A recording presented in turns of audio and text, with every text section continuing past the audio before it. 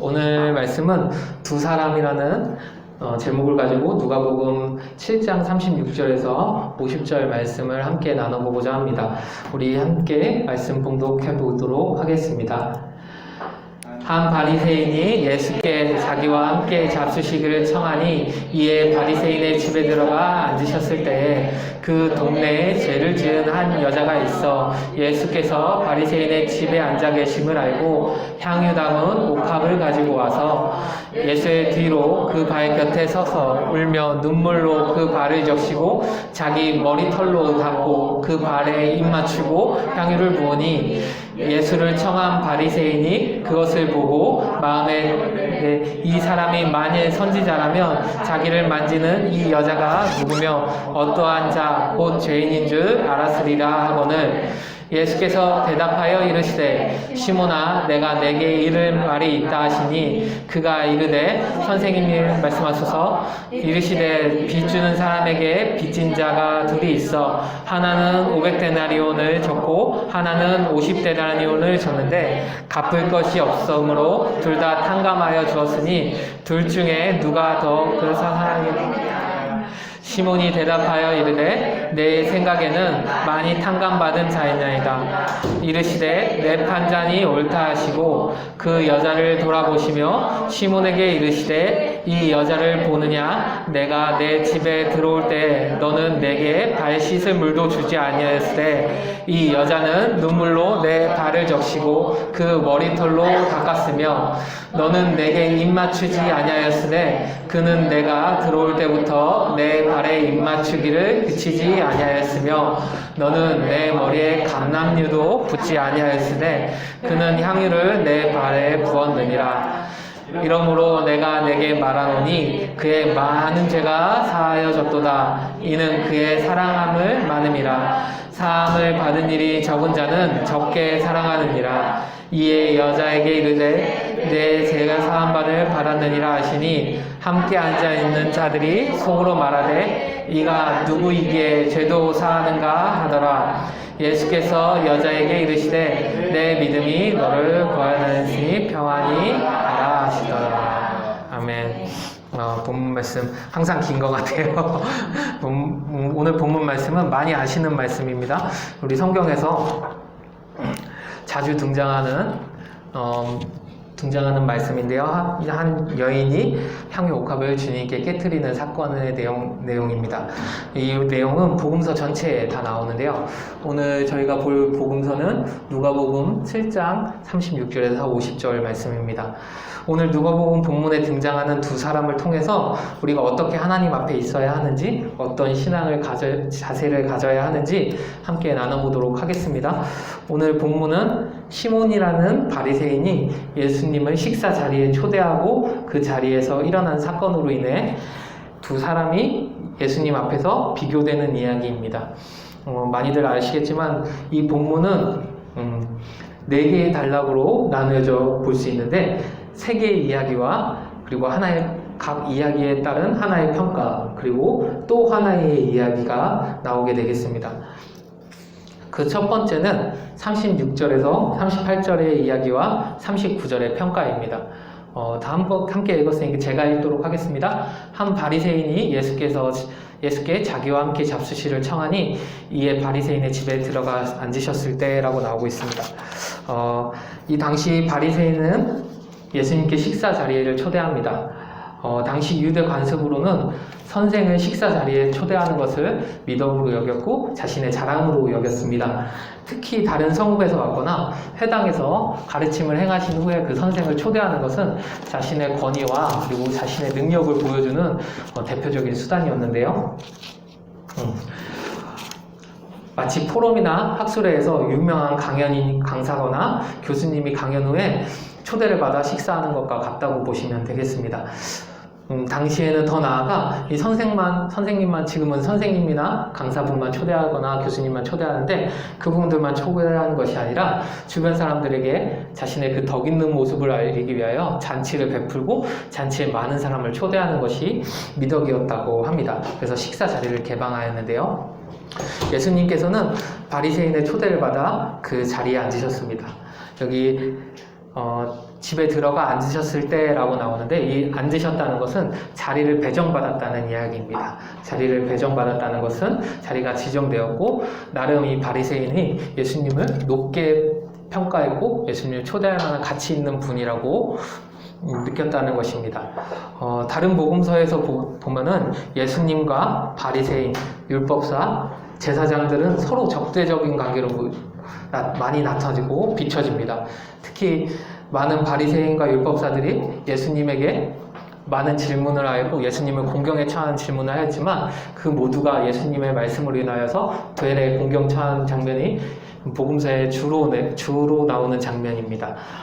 근데 사실 이 모습이 당연한 것이, 후에 예수님을 적대하고 그들이 예수님을 적대하고 십자가에 못 박았던 사람들이기 때문입니다. 마태, 마가, 요한복음서는 그러한 모습을 자주 보여주고 그런 적대적인 모습을 오히려 더 많이 비춰주는 것에 반해서, 누가복음은 이렇게 방금 본문처럼 한 바리새인이 예수님 앞에 초대되는 모습들을 함께 보여주고 있습니다. 우선 예수님이 적대적으로 표현되고 있는, 예수님께 바리새인이 적대적으로 표현되고 있는 본문들을 함께 보도록 하겠습니다. 바리새인들이 나가서 곧 헤롯 왕과 함께 어떻게 하여 예수를 죽일까 의논하더라. 이에 바리새인들과 서기관들이 예수께 묻되, 어찌하여 당신의 제자들은 장로들의 전통을 준행하지 아니하고 부정한 손으로 떡을 먹나이까. 자, 바리새인들이 헤롯 땅이면 당시에 중앙 정치 체제에 있던 사람들입니다. 예수님이 새로운 왕으로 등극할 것 같다는 위기감을 느끼고 예수님을 어떻게 해서 죽일까, 예수님의 권위를 낮출까 의논하였다는 것입니다. 그리고 마가복음 7장에서 보면 바리새인들과 서기관들이 예수님께 장로들의 전통을 준행하지 않고 부정한 손으로 제자들이 떡을 먹는 것을 보고 예수님께 따지는 장면입니다. 마태복음에서도 나오는데요. 12장 24절입니다. 바리새인들은 듣고 이르되, 이가 귀신의 왕 바엘세불에 힘있지 않고는 귀신을 쫓아내지 못하느니라. 오늘 예수님이 귀신 들린 소녀에게서 귀신을 쫓아내십니다. 쫓아내셨을 때 바리새인들이 이 모습을 보고 자신들이 할 수 없었던 것들을 예수님이 하시는 모습을 보고, 예수님이 귀신의 왕 바엘세불에 힘입어서 귀신을 쫓아냈다고 말하고 있는 것입니다. 요한복음에서도 나오고 있는데요. 예수에 대하여 무리가 수군거리는 것이 바리새인들에게 들린지라 대제사장들과 바리새인들이 그를 잡으려고 아랫사람들을 보내니, 한층 더 나아가서 이제 대제사장들과 바리새인들은 예수님을 공격하기 위하여서 예수님을 잡으려 하는 모습들이 보여지고 있습니다. 이는 대제사장들과 바리새인들이 누구든지 예수 있는 곳을 알거든 신고하여 잡게 하라 명령하였습니다. 그리고 누가복음에서도 똑같이 바리새인들이 예수님께 적대적인 모습이 함께 나오고 있습니다. 서기관과 바리새인들이 생각하여 이르되, 이 신성 모독한 자가 누구냐? 오직 하나님 외에 누가 능히 죄를 사하겠느냐? 또 5장 30절에 보면 바리새인과 그들의 서기관들이 그 제사들을 비방하여 이르되, 너희가 어찌하여 세리와 죄인과 함께 먹고 마시느냐? 그리고 11장 52절에서 54절 보면, 화이스진저 너희 율법교사여, 너희가 지식의 열쇠를 가져가서 너희도 들어가지 않고 또 들어가고자 하는 자도 막았느니라 하시니라. 거기서 나오실 때에 서기관과 바리새인들이 거세게 달려들어 여러 가지 일을 따져묻고 그에서 나오는 말을 책잡고자 하여 노리고 있더라. 굉장히 적대적인 관계가 계속적으로 유지되고 있습니다. 예수님이 오셔서 말씀을 가르치시고 병자들을 치료하시는 게 가장 주된 사역이었는데, 이 주된 사역의 가장 큰 적은 오히려 예수님의 동반자가 되어줘야 할 말씀 법사들과 율법사들과 바리새인들이었습니다. 특히 이 바리새인들은 유대 장로교의 전통을 끔찍히 지키는 사람들이었습니다. 자신의 죄가 없다고 할 정도로, 자신은 죄가 하나도 없다고 할 정도로 그것을 율법을 지키고자 자신의 몸을 다 지켰던 사람입니다. 그런 사람들 지금도 찾아보기 힘들 것 같습니다. 예수님께서도 그 바리새인들의 열심은 배우라고 하셨고 그들의 누룩은 피하라고 하셨습니다. 그것처럼 그들은 정말 열심으로 하나님을 섬겼던 사람이고 하나님 앞에 있었던 사람입니다. 그렇지만 우리가 그 모습에 비추어서 우리 자신을 돌아봤으면 좋겠습니다. 우리는 그 바리새인들과 같은 사람이 될 수 있을지, 우리가 비록 바리새인들이 복음서에서는 예수님과 적대하는 사이지만 그만큼 하나님의 말씀을 지키고자 노력했던 순수한 열정주의자들이었습니다. 우리에게 그 열정이 얼마나 있는지 우리 자신을 한번 돌아봤으면 좋겠습니다. 그런데 사복음서에서와 다르게 누가복음은 나머지 복음서와 다르게 적대적인 모습뿐만 아니라 예수님께 초대를 받아, 예수님께서 바리새인의 초대를 받아 함께 식사하셨다는 것들 보여줍니다. 오늘 말씀이 7장 36절을 읽었으니까요. 11장 37절부터 읽겠습니다. 예수께서 말씀하실 때에 한 바리새인이 자기와 함께 점심 잡수시기를 청함으로 들어가 앉으셨더니 안식일에 예수께서 한 바리새인 지도자들에게 떡 잡수시러 들어가시니 그들이 엿보고 있더라. 예수께서 말씀하실 때 바리새인들이 또 한 바리새인이 점심을 잡수시기 청하여서 또 들어가셨다고 말하고 있습니다. 그리고 안식일에서 한 바리새인, 그냥 바리새인도 아니고 한 바리새인 지도자가, 바리새인 중에서도 그 지도자급 되는 사람이 예수님을 집으로 초청하여서 떡을 나눠드리고 있습니다. 그리고 13장 31절에 보면 그때 어떤 바리새인들이 나와서 이르되 나가서 여기를 떠나소서 헤롯이 당신을 죽이고자 하나이다. 누가복음 13장에서는 이전에 헤롯이 세례 요한을 죽이게 됩니다. 세례 요한을 죽이고 되고 세례 요한을 후계자급으로 보여지고 사람들에게 세례 요한보다 더 높임을 받던 예수님을 잡아서 죽이고자 합니다. 두 번째 죽이려고 하는 것이죠. 아버지 헤롯이 어린 아기 예수를 죽이려고 하였었고 아들 헤롯이 지금 다시 예수님을 죽이려고 하는 것입니다. 이때 바리새인들이 나서서 예수님을 보호하고자 예수님을 당장 여기서 떠나시라고 말씀하고 있는 것입니다. 누가복음은 바리새인들과 예수님의 상황에 대해서 좀 더 정확하고 객관적으로 보려고 노력하였습니다. 누가는. 그래서 예수님의 이러한 모습들을 함께 보여줬는데요. 이러한 모습을 볼 때 바리새인들이 나쁘기만 했던 사람들은 아니었던 것 같습니다. 그저 열심히 있고 잘못된 열심을 가진 사람들이었던 것이죠.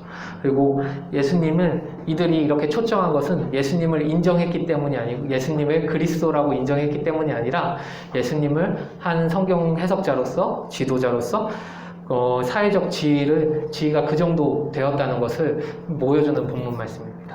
예수님은 그냥 말씀을 전하고 다니시는 한량 같은 분이 아니셨습니다.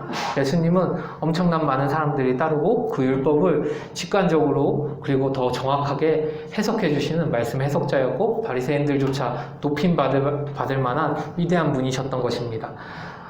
그런데 이 예수님은 앞서 말씀에서 보셨듯이 누구의 초대에도 응하셨습니다. 바리새인의 초대에도 응하셨고 그들이 죄인이라 생각하는 세리의 초대에도 응하셨습니다.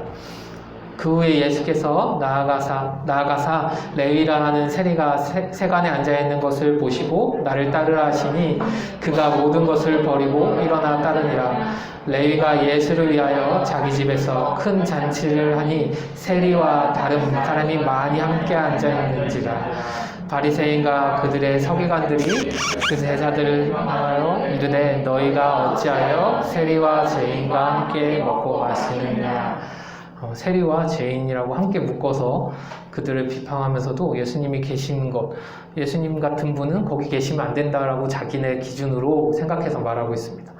레위를 부르신 장면인데요. 이 모습을 볼 때 예수님은 초대했던 이 오늘 본문의 바리새인은 예수님을 그리스도가 아닌 선생님으로서 위대한 말씀 해석자로서 예수님을 초대했고 예수님을 언제나 같이 응하셨습니다. 예수님께서는 왜 바리새인의 집에 들어가셨을까요? 예수님은 죄인과 함께 하시고 세리와 함께 하시고 죄인의 친구라고 불리시던 분이신데 왜 바리새인과 함께 하셨을까요? 왜냐하면 바리새인도 하나님의 백성이기 때문입니다. 예수께서 대답하여 이르시되 건강한 자에게는 의사가 쓸데없고 병든 자에게야 쓸데가 있느니라. 내가 의인을 부르러 온 것이 아니요 죄인을 불러 회개시키러 왔노라. 예수님의 말씀은 직관적으로 죄인들에게 바로 들어갔을 때 그들이 죄인을 아는 사람들에게는 바로 회개가 나오게 됩니다. 하지만 죄인이라고 알지 못하고 깨닫지 못하는 바리새인들도 차 하나님의 말씀을 들어야 하는 죄인이기 때문에 그들을 불러서 회개시키기 위하여 그들의 집에 초대에도 응하셨고 그들에게 말씀을 전하기 위해 노력하셨던 것입니다. 다시 본문으로 돌아가서 이러한 잔치의 초대객 이외에 불청객도 들어오는 것은 어쩔 수 없는 것이었습니다. 자신의 덕을 보여주기 위한 자리에 소문을 내줄 입이 많으면 많을수록 좋았던 것이기 때문에 불청객이 하나가 온다 할지라도 그들은 감내해야 했고 그것을 당연하게 여겼다고 합니다. 그렇게 불청객 하나가 잔치 자리에 참여하게 됩니다. 다 아시다시피 손에 귀한 향유가 담긴 옥합을 들고, 혹시 향유 옥합을 어떻게 생겼는지 아십니까? 향유 사진을 제가 구했는데 작아가지고 너무 작아서 파일이 깨져서 못 구했는데 향유 옥합을 생각했던 것보다 굉장히 작습니다. 한 제 손 요만한데요. 우리 혹시 막걸리 옛날 주막에 있는 막걸리병, 목이 긴 막걸리병 상상하시고 그 막걸리병을 작게 줄이면은 그게 향유 옥합병이라고 합니다. 향유 옥합인데요. 크기가 작다는 것은 그만큼 귀하고 적은 양의 큰 값을 한다는 것이었습니다. 이 귀한 향유를 담긴 향유 옥합을 든 불청객 하나가 이 자리에 오고 있습니다. 여기서 하나 같이 나눠보고 싶은데요.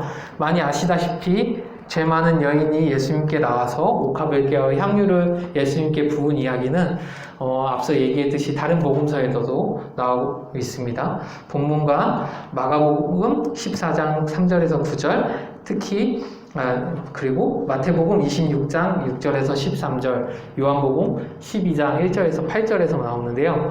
특히 본문은 마가복음과 마가복음의 이야기와 5가지가 다른 복음서보다 훨씬 더 비슷하다고 합니다. 여기서 마가복음을 기준으로 잡는 이유는 마가복음이 가장 먼저 쓰여진 복음서라고 보고 많은 복음서 저자들이 마가복음을 기준하여서 자신의 경험을 서술한 것이 다른 복음서라고 보고 있기 때문입니다.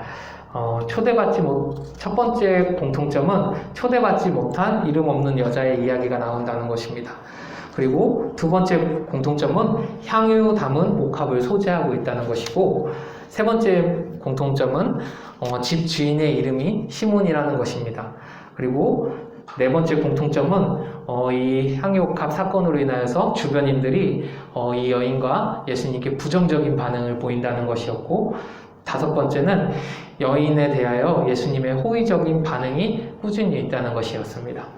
하지만 5가지 공통점에도 불구하고 8가지 다른 점 또한 존재합니다. 마가복음의 배경은 베단이었고 누가복음의 배경은 갈릴리입니다. 그리고 사건의 시기가 마가복음은 유월절을 앞둔 시기고 누가복음은 공생의 초기, 예수님이 활동하기 시작한 지 얼마 되지 않은 시점입니다. 그리고 기름 부은 위치가 마가복음에서는 머리로 나오고 누가복음에서는 다리로 나오고 있습니다. 마태복음과 마가복음은 거의 비슷하다고 보시면 되는데 마가복음이라고 말씀드릴 때 마태복음도 함께라고 보시면 되겠습니다. 마가와 마태에서는 시몬이 문둥병자라고 나오는데 여기서는 누가에서는 바리새인이라 나오고 여자의 행동에 대해서 반응이 마가복음에서는 제자들이 먼저 예수님께 충고하고 예수님이 잘못됐다고 말하고 있습니다. 그 여자를 꾸짖기도 하고요. 그 다음에 누가복음에서는 바리새인이 속으로 그 여자의 행위를 비웃습니다. 그리고 마가복음에서는 이 행위를 통하여서 낭비와 가난에 대한 얘기, 구제에 대한 얘기를 하고 있습니다. 하지만 누가복음에서는 여인의 죄를 강조하고 있습니다. 그리고 기름 부음의 의미가 마가복음에서는 예수님에 대해서 예수님의 장사하심, 죽으심과 장사하심에 대해 초점이 맞춰져 있다면 누가복음에서는 사랑과 회개에 초점이 맞춰져 있습니다. 누가에서는 그리고 빚진 자에 대한 비유가 추가되어 있습니다. PPT 없이 계속 말씀드려서 죄송한데, 이렇게 두 가지, 여러 가지 이유로 두 가지 사건이 같다고 볼 수는 없습니다. 그래서 우리가 말씀을 집중하실 때 어떤 목사님들은 이 말씀을 가지고 누가복음과 마가복음의 말씀이 같은 사건이다라고 말씀하시는 분들도 계십니다. 그런데 같은 사건이 아니고 별개의 사건이고, 별개의 사건과 예수님의 집중하시는 집중도가 다른 곳에 있기 때문에 우리가 그것을 함께 보셨으면 좋겠습니다. 그래서 오늘은 누가복음에 완전히 초점을 맞춰서 누가복음 위주로 저희 말씀을 전하도록 하겠습니다. 이 예수님의 이 잔치에 찾아온 이 여인은 예수님의 뒤편 발치에 서게 됩니다. 그리고 여기서 우리가 주목해야 할 것은 여자와 바리새인들의 태도와 반응입니다. 여자도 자신이 초대받지 못한 손님이란 걸 알고 있습니다. 또한 동네에 누구나 죄인임을 아는 사람이었습니다. 바리새인이 바로 보고 죄인된 여자가 들어왔고 죄인된 여자가 행하고 있는 모습을 보고 바로 죄인이라는 걸 알아본 것처럼 그 여자가 죄인임을 다 아는 사람이었습니다. 또한 그 여자 또한 자신의 처지를 알고 있어서 당시 유대 잔치의 행동 양식에 맞춰서 중심에서 벗어나서 자리에 앉지 않고 소파 뒤에 어떻게든 예수님 근처에만 있으려고 했던 것입니다. 사실 그렇지만 이것도 굉장한 용기를 낸 것입니다. 예수님은 집중받는 사람이었고, 집중받는 사람의 주변에 있다면 당연히 자신의 얼굴을 보게 될 것이었고, 자신이 어떤 사람인지 아는 사람들 앞에서 자신의 얼굴을 드러내는 것이었기 때문입니다. 이 여인은 향유 들은 옥합을 가지고 온 이유는 유대 관습대로 예수님의 머리에 붓거나 아니면 예수님께 예물로 드리고자 했을 것입니다. 이 유대 관습이 여기서 당시의 식사 자세인데요. 예수님은 자리에 앉으셨다고 말했는데 여자가 향유로 발에 씻겨드리잖아요. 이 당시에는 이렇게 눕듯이 앉는 자세가 식사의 당연한 자세였다고 합니다. 헬레니즘 문화의 영향을 받아서 눕듯이 이렇게 식사를 했고, 여기 가운데 쿠션 끼고 편안하게 먹고 맛만 보고 뱉는 형식의 식사였고, 그것을 통하여서 자신의 부를 보여주는 식사였다고 합니다. 그리고 프랑스 화가 이름이 너무 어려운데요. 우리가 화가가 1737년에 바리새인 시몬의 집에 있는 그리스도라는 제목의 그림입니다. 여기 예수님 보이시나요? 여기 예수님, 그리고 여기 예수님의 발에 씻기는 여인입니다. 그리고 잔치의 주최자인 시몬 있고요. 여기 예쁘장한 사람, 예수님의 사랑하는 제자 요한의 것으로 추정되고 있습니다. 당시의 잔치의 모습이고요. 이 여자가 예수님의 발을 씻기는 모습을 표현한 화가 그림이라고 합니다. 당시에는 이런 식으로 잔치를 벌어졌었고, 이렇게 예수님께서 이런 잔치에 참여하셨다고 합니다. 그리고 이 예수님께 향유를 붓는 의미는 시편 23편 5절과 시편 133편 2절에 나왔는데요. 주께서 내 원수의 목전에서 내게 상을 차려주시고 기름을 내 머리에 부으셨으니 내 잔이 넘치나이다. 머리에 있는 보배로운 기름이 수염 곧 아론의 수염에 흘러서 그의 옷깃까지 내림과 같고. 당시에 이렇게 머리에 기름을 바른다는 건 1차적으로 하나님께 왕으로서 세움받는 것을 의미합니다. 그리고 두 번째로는 하나님께서 이 기름 받는 것이 유행처럼 아름다운 모습을 가꾸기 위해서 하는 것이었고, 내가 존귀한 사람이라는 것을 보여주는 방법이었다고 합니다. 그리고 그것을 위하여서 자신의 집에 초대한 사람에게 기름을 발라주고, 그분에게 기름을 발라줌으로써 자신의 예를 표현하는 그 당시의 문화도 있었다고 합니다. 여인은 향유를 들고 예수님께 이 선물을 언제 드릴까 하며 뒤에서 귀에만 엿보고 있었을 것입니다. 그리고 혹시 자신 때문에 안 그래도 죄인의 친구라 불리시는 예수님께서 예수님께 폐가 되지 않을까 발을 동동 구리고 있지 않았을까 싶습니다. 그러다가 예수님께 언제 세를 드려야 하나 그러고 있다가 예수님 발치에서 자신의 신세와 예수님의 주신 그 사랑에 대해서 고민했을 것입니다. 그리고 오늘 본문 말씀 보시면 38절에 예수의 뒤로 그 발 곁에 서서 울며 눈물로 그 발을 적시고 라고 나오는데, 이 적신다는 것은 헬라어로 그냥 한두 방울 떨어뜨리는 적심이 아니라 흥건하게 적셨다는 뜻입니다. 발을 씻을 수 있을 정도로. 혹시 언제 그렇게 기도해 보셨나요? 하나님 앞에 울면서. 이 여인은 예수님의 그 은혜와 사랑에 대해서 다시 한번 생각하면서, 예수님을 생각하면서 그렇게 눈물을 흘리고 예수님 뒤에 서 있었다고 하는 것입니다.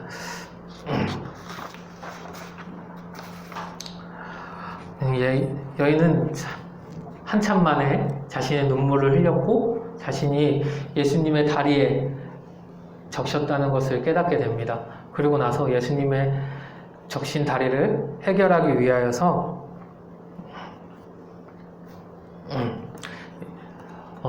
자신의 가진 것들을 찾아봤을 것입니다. 하지만 그 자신의 가진 것 중에서 가장 귀하고 예수님께 드릴 만한 것은 자신의 머리카락밖에 없었고, 자신의 머리카락으로 예수님의 발을 닦았다고 합니다. 이 여자가 왜 예수님께 이렇게 감사를 표현했을까요? 이 예수님께 이 여자가 감사를 표시할 수 있었던 이유는 마가복음 1장 1절, 8절, 그리고 본문 앞절에서 찾아볼 수 있는데요. 마가복음 같이 함께 보도록 하겠습니다. 하나님의 아들 예수 그리스도의 복음의 시작이라. 선지자 이사야의 글에 보라 내가 내 사자를 내 앞에 보내노니 그가 내 길을 준비하리라. 강야에 외치는 자의 소리가 있어 이르되 너희는 주의 길을 준비하라. 그의 오실 길을 곱게 하라. 기록된 것과 같이 세례 요한이 광야에 이르러 제사함 받게 하는 회개의 세례를 전파하나니 온 유대 지방과 예루살렘 사람이 다 나아가 자기의 죄를 자복하고 요단강에서 그에게 세례를 받더라. 요한은 낙타털 옷을 입고 허리에는 가죽띠를 띠고 메뚜기와 석청을 먹었더라. 아멘. 요한이 예수님에 앞서서 예수님의 길을 준비하기 위하여 이사야서의 말씀대로 먼저 하나님의 사역을 시작합니다. 그 사역이 뭐였냐면 죄사함을 받게 하는 회개의 세례를 전파하였다고 합니다. 회개의 세례를 전파하였는데요.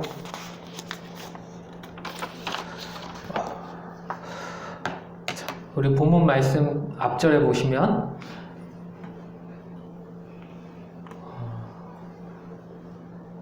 누가복음 7장 29절에 보시면 모든 백성과 세리들은 이미 요한의 세례를 받은지라 이 말씀을 듣고 하나님을 의롭다 하되.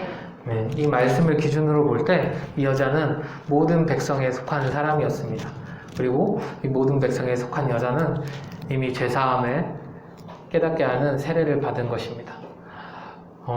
이 죄사함을 받은 그 사랑이 얼마나 컸던지, 그 사랑에 대한 은혜가 얼마나 이 여인에게 컸던지 하염없이 눈물을 흘리고 자신의 가장 귀한 것, 꼭 결혼하기 위한 집착증 중에 꼭 있어야 될 것이 향유옥합인데요.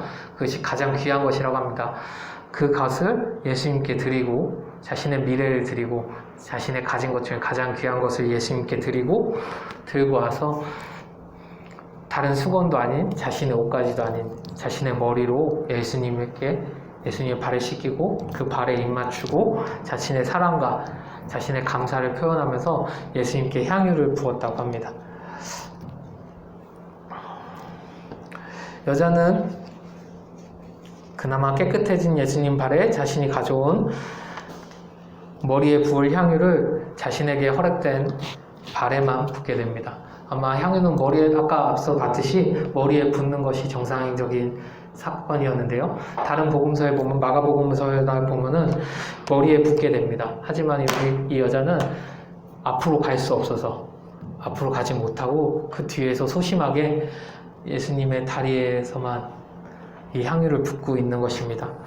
이 여자에게 어떤 간절함이 있었길래, 어떠한 모습이 있었길래, 어떠한 사랑이 그 여자의 마음 가운데 있었길래 그 행해야 되는 모든 일들을 다 제쳐놓고 관습도 다 제쳐놓고 예수님께 이렇게 했을까요? 당시 여자라면은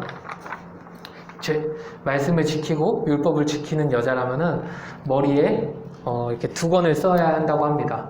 이 두건조차 내리고 자신의 머리를 보인다는 것은 자신이 방탕하다는 것을 보여주는 것인데요.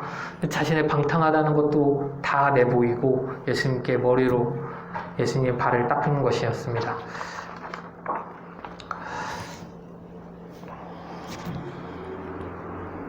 일어나는 동안 예수님께서는 그저 묵묵히 여인의 행동을 두고 보십니다. 여인에게 그 어떤 말도 하지 않으시고 어떤 감사도 행하지 아니하시고 예수님은 그저 자신의 일을 하십니다. 그리고 이 모습을 보고 있던 바리새인은 그 자신의 첫 번째 평가를 내리게 합니다. 예수를 청한 바리새인이 함께 읽도록 하겠습니다. 예수를 청한 바리새인이 그것을 보고 마음에 이르되 이 사람이 만일 선지자라면 자기를 만지는 이 여자가 누구며 어떠한 자 곧 죄인인 줄 알았으리라. 이 말씀을 통해서 알게 되는 것은 이 자가 예수님이 선지자였는지 바리새인이 선지자였는지 예수님이 선지자였는지 의심했던 사람인 것 같습니다. 자기가 예수님을 초대하고 나서 예수님이 선지자인지 아닌지 자기가 확인하겠다는 그 마음을 가지고 있었던 것이죠. 그리고 선지자라면 당연히 미래의 일을 알고 그 사람의 속을 안다고 생각하고 그래야 된다고 생각하며 예수님이 그 여자가 누군지 모르기 때문에 예수님은 선지자가 아니다. 자신의 기준으로 결론을 내리는 것입니다. 세상 사람들이 예수님을 선지자일 것이라고 생각했습니다. 말씀이 좀 빠졌는데 마태복음 16장 13절에서 14절에 보면 예수께서 빌립보 가이사랴 지방에 이르러 제자들에게 물어 가로되 사람들이 인자를 누구라 하느냐 이르되 더러는 세례 요한 더러는 엘리야 어떤 일은 예레미야나 선지자 중에 하나이다 하리라. 사람들의 시선은 예수님을 향해 선지자로 되어 있었습니다. 그러나 바리새인은 선지자인지 헷갈렸고 선지자가 아니라고 생각했던 것이죠. 그리고 죄인된 여자는 예수님이 우리의 죄를 사하여 주실 왕으로 오신 분이셨고 그리고 이 세례 요한의 제사함의 세례를 주기 시작한 이유가 예수님께서 세상에 오셨기 때문임을 알고 있었던 것입니다. 그래서 예수님을 향한 이 간절한 마음을 가지고 예수님을 대했던 것입니다. 바로 두 번째로 이어서 이 바리새인의 마음을 아신 예수님께서 이 바리새인의 이름을 부르십니다. 바리새인을 불러 말씀하십니다. 예수께서 대답하여 이르시되 시몬아 내가 내게 이를 바에 있다 하시니 그가 이르되 선생님 말씀하소서. 빚 주는 사람에게 빚진 자가 둘이 있어 하나는 500데나리온을 줬고 하나는 50데나리온을 줬는데 갚을 것이 없으므로 둘 다 탕감하여 주었으니 둘 중에 누가 그를 더 사랑하겠느냐? 시몬이 대답하여 이르시되 내 생각에는 많이 탕감받은 자가이다. 이르되 내 판단은 옳다 하시고 예수님께서 대답하여 이르시되라고 하셨습니다. 시몬은 속으로 생각했는데 이 바리새인 시몬은 속으로 생각하였지만 예수님은 그에 대해 대답하시는 것입니다. 또한 시몬아라고 부르십니다. 바리새인 중에서 이름을 직접 부른 사람은 이 시몬이 최초인 것입니다. 예수님은 이렇게 이름을 부르시는데요. 이 이름을 부르시는 것은 그 사람에 대해서 내면 깊이 들어가셔서 하신 말씀이 있다는 것입니다. 그리고 바요나 시모나라고 부를 때도 그렇고 게바라고 부르지 않고 시모나라고 부르시고 이름을 직접 부르시는 것은 예수님께서 직접 그 내면에 들어가셔서 말씀하시고 그에게 중요한 하신 말씀이 있다는 것을 표현하는 방법 중에 하나였습니다. 예수님께서 시몬의 이름을 부르십니다. 그리고 말씀하십니다. 500데나리온 빚진 자, 50데나리온 빚진 자가 탕감을 받았는데 누가 더 탕감한 자를 사랑하겠냐고 물어보십니다. 누구나 아는 쉬운 계산법입니다. 당연히 500데나리온 빚진 자가 탕감받은 자가 확실히 더 탕감해 준 자를 위해 사랑할 것입니다. 이 바리새인 시몬도 같은 대답을 내놓았습니다. 많이 탕감받은 자가 주님을 그 사람을 더 탕감한 자를 더 사랑한다고 말하고 있는 것입니다. 이것은 예수님의 의도가 다분히 깔린 질문이었습니다. 당연히 답할 수밖에 없었고 답해야 되는 상황이었죠. 여기서 본문에서는 여자의 반응이 나오지 않습니다. 그러나 여자의 이전 행동으로 볼 때 누가 500데나리온을 빚진 자인지 알 수 있는 것입니다. 하지만 시몬은 이 예수님의 말씀을 이해는 하지만 인정하지 않았습니다. 500데나리온 탕감받은 자가 여자임은 상황과 예수님의 말씀으로 분명히 알겠지만 자신이 이 50데나리온 탕감받은 자인지는 모르는 것입니다. 이해할 수 없고 받아들일 수 없는 것이었습니다. 이 마음은 7장 29절에서 30절에 대표되는데요. 모든 백성이 세들은 이미 요한의 세례를 받은지라 이 말씀을 듣고 하나님을 의롭다 하되 바리새인과 율법 교사들은 그의 세례를 받지 아니하므로 그들 자신을 위한 하나님의 뜻을 저버리느니라. 바리새인들은 자신이 옳다고 생각했습니다. 바리새인들이 회개해줄 세례를 요한의 세례를 받으러 가지만 독사의 자식들아 라는 욕을 듣고 다시는 그를 찾아가지 않습니다. 바리새인들은 그 세례를 받지 않고 자신은 죄가 없다고 생각한 것입니다. 자신이 그 세례를 받을 필요가 없다고 느꼈던 거죠. 이 바리새인인 시몬 또한 같은 생각이었습니다. 그래서 바리새인 시몬은 예수님의 말씀을 이해할 수 없었습니다. 그리고 받아들일 수 없었던 것입니다. 그래서 예수님께서는 시몬에게 한 번 더 말씀하십니다. 여자를 돌아보시며 시몬에게 이르시되 이 여자를 보느냐? 내가 내 집에 들어올 때는 너는 내게 발 씻은 물도 주지 아니하였을 때 이 여자는 눈물로 내 발을 적시고 그 머리털로 닦았으며 너는 내게 입 맞추지 아니하였을 때 그는 내가 들어올 때부터 내 발에 입 맞추기를 그치지 아니하였으며 너는 내 머리에 감람류도 붓지 아니하였을 때 그는 향유를 내 발에 부었느니라. 이러므로 내가 내게 말하노니 그의 많은 죄가 사하여졌도다. 이는 그의 사랑함이 많음이라. 사함 받은 일이 적은 자는 적게 사랑하느니라. 이 여자와 시몬을 비교하면서 예수님은 말씀하십니다. 이 여자는 내 집에 들어올 때 너는 내게 발 씻은 물도 주지 않았지만 이 여자는 눈물로 내 발을 적시고 내 머리털로 닦았다고 하고 있습니다. 이 발을 씻겨주는 행위는, 손님을 초대하고 발을 씻겨주는 행위는 당시 초대한 주인만이 할 수 있는 일이었고 주인이 해야 될 일이었습니다. 그렇지만 시몬은 하지 않았지만 예수님은 이 여자가 오히려 주인의 위치에 있다고 말씀하고 계시는 것입니다. 그리고 너는 내게 입 맞추지 아니하였을 때 그는 내가 들어올 때부터 내 발에 입 맞추기를 그치지 아니하였으며, 이 말씀은 좀 예수님이 좀 더 강하게 말씀하시는 거죠. 이 여자는 예수님 들어올 때부터 발에 입 맞추지 않았습니다. 본문에서 볼 것처럼 눈물로 적시고 예수님이 오신다는 소식을 듣고 그 잔치자리에 참여하였고 향유 옥합을 준비하여서 참여했습니다. 그러니까 예수님이 먼저 계셨을 확률이 더 높고 예수님이 먼저 계셨을 것이라고 보고 있습니다. 그런데 예수님이 들어오기 전부터 들어올 때부터라고 말하시면서 이 여자의 정성을 오히려 강조하십니다.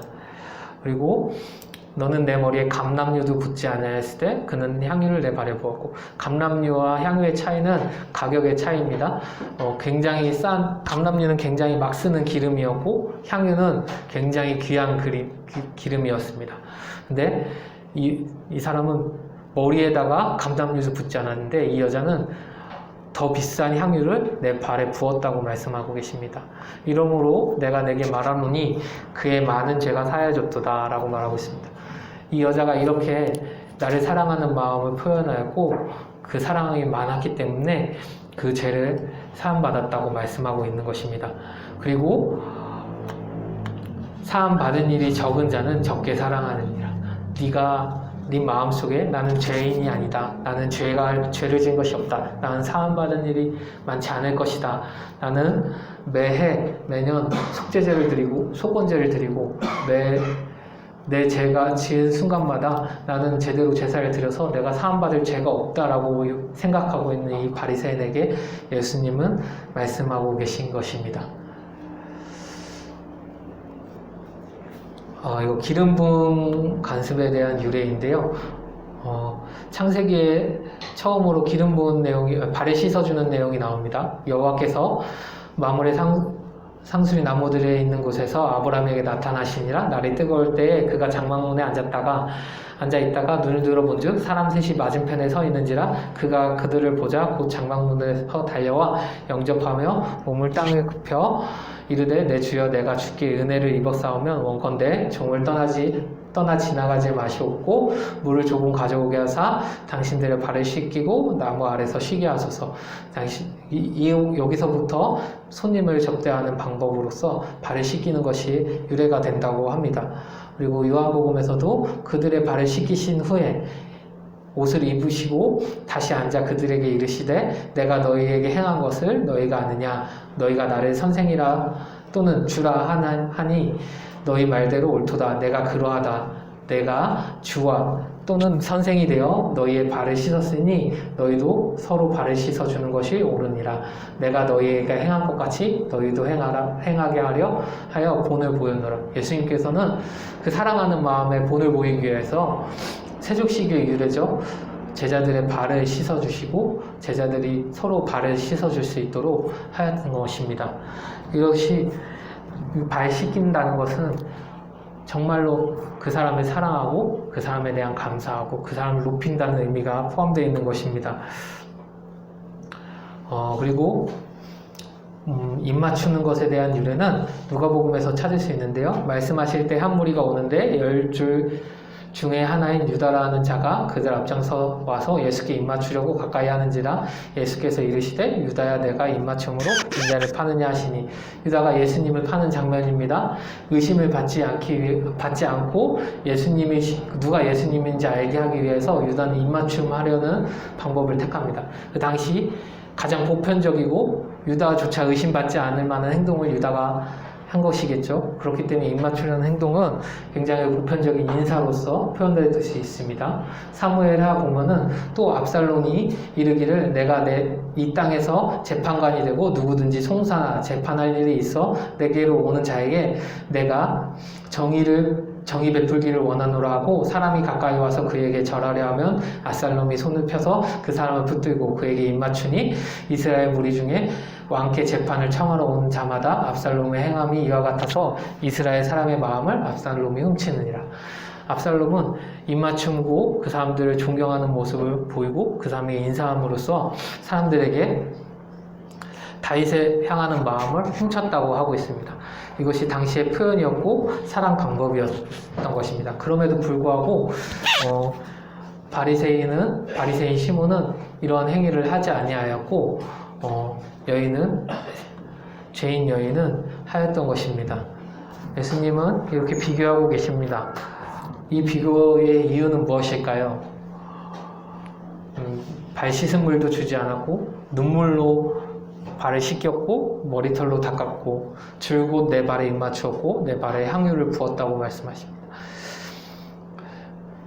이 여자의 행동 속에서 예수님이 시몬에게 하시는 이 말씀에는 예수님이 시몬에게 하시는 도전이 숨어 있습니다. 그것은 이 여자의 행동 속에서 많은 것을 사함받은 자의 사랑을 깨닫지 못하느냐라고 하는 것입니다. 우리는 예수님께 그 십자가의 사함을 받았습니다. 우리의 죄를 사하여 주시는 그 십자가의 사랑을 받았습니다. 그 십자가의 사랑을 예수님이 우리 가운데 주시기 위해서 어떤 것을 결정하셨는지 우리 모두 알고 있습니다. 예수님께서조차 하기 힘들어 하셨던 그 십자가의 고난을 이 잔을 피할 만하면 이 잔을 내게서 돌리소서라고 고백할 만큼 그 힘든 시간을 예수님은 하나님이 원하신다면 하나님의 계획이라면 하겠다고 고백하고 우리를 위해 제사하여 주셨습니다.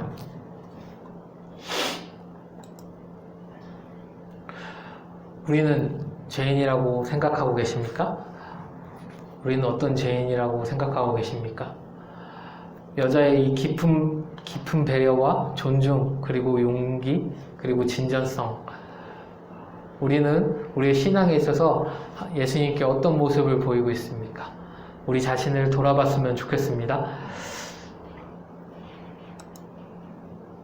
로마서 5장 19절에서 21절 말씀입니다. 한 사람이 순종하지 아니함으로 많은 사람이 죄인 된 것 같이 한 사람이 순종하심으로 많은 사람이 의인이 되리라. 율법이 들어온 것은 범죄를 더하게 하려 함이라. 그러나 죄가 더한 곳에 은혜가 더욱 넘쳤나니 이는 죄가 사망 안에서 왕노릇한 것 같이 은혜도 또한 주의 말미암아 왕노릇하여 우리 주 예수 그리스도로 말미암아 영생을 이루게 하려 함이라. 한 사람 아담이 순종하지 않음으로 많은 사람 가운데 원죄가 들어왔습니다. 그리고 또 한 사람, 두 번째 아담 대신 예수님께서 순종하심으로 많은 사람들의 죄를 사하였습니다. 그 가운데 율법이 우리 가운데 오게 되었습니다. 예수님은 율법을 강조하셨고 지키라고 말씀하셨습니다. 이 율법은 우리로 죄를 더하게 하려는 것이 아니라 이 율법을 통하여서 우리 죄를 깨닫고, 이 율법의 의미는 우리 죄를 깨닫고 우리가 죄인임을 깨닫게 하는 것입니다. 그래서 우리가 죄인인 것을 더 알고 이 죄가 더한 곳에서 은혜가 더욱 넘쳐났다고 말하고 있습니다. 이 여인이 행했던 것처럼 말입니다. 이 여인은 또한 같은 마음이었을 것입니다. 자신의 죄가 너무 컸고 자신이 갚을 수 없는 죄인임에도 불구하고 하나님께서는 그 죄를 용서하여 주셨습니다. 이 죄가 더한 곳에 그 은혜가 더욱 넘쳤기 때문입니다. 이 말씀을 통해서 우리에게 주시는 도전은 무엇일까요? 죄인인 여자가 예수님께 보여줬던 것은 믿음이었습니다. 믿음의 진심을 보여줬고 자신의 믿음의 온전함을 보여줬고 자신이 죄인이란 것을 깨닫고 자신의 죄에 사함받은 것에 대한 감사함을 온몸으로 표현하였습니다. 그 많은 사람들 앞에서 수치심에도 불구하고 말입니다.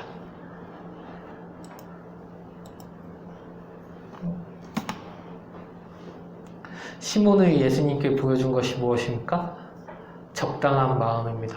예수님을 재려했고 예수님이 어떤 분인지 알려 했고 이 잔치에 초대해서 예수님을 귀한 분으로 대접하지 않고 적당히 대접하였습니다.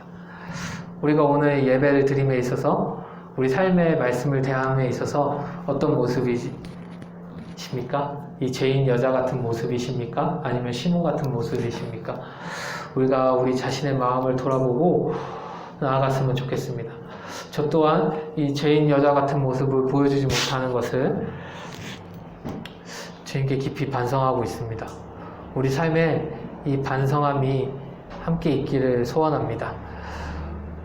그래서 우리가 예수님께 보여드려야 할 것이 무엇인지 이 시간 우리가 기도로 곰곰이 생각해 보셨으면 좋겠습니다. 아까 읽었던 로마서 말씀에 죄가 더한 곳에 은혜가 더하니라.